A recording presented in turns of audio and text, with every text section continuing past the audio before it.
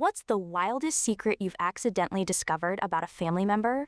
Okay, you are not going to believe what happened. I was at my grandma's house last weekend, helping her clear out the attic. You know, the usual stuff.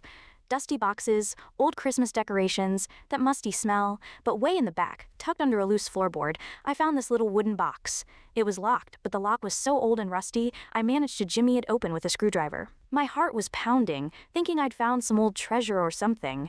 Inside, it was just a bunch of faded photos and letters tied with a ribbon. The first photo I pulled out was of a baby. I didn't recognize her. Then I saw a picture of my grandfather, looking young and happy, holding that same baby, but the woman standing next to him, it wasn't my grandmother. My stomach did this weird flip. I thought, maybe it's a cousin I never met, so I started reading the letters. They were all from this other woman, addressed to my grandpa.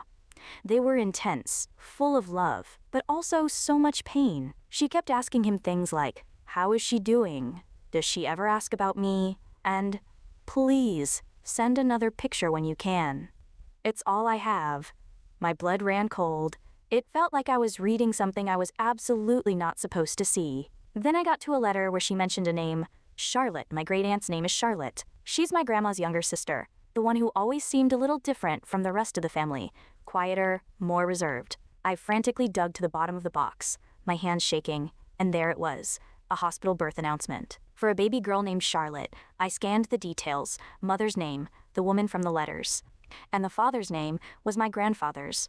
I just sat there, in the dusty attic, completely frozen. My great-aunt wasn't my grandma's sister. She was my grandfather's daughter with another woman. My grandmother had raised her rival's child as her own sister, and no one, not my mom, not my uncles, not even Aunt Charlotte herself knew the truth. I walked downstairs, holding that box like it was a bomb. I found my grandma sitting in her armchair, knitting. I couldn't even speak. I just opened the box and set it on the table in front of her. She looked at the contents, and her face, all her little wrinkles, just collapsed.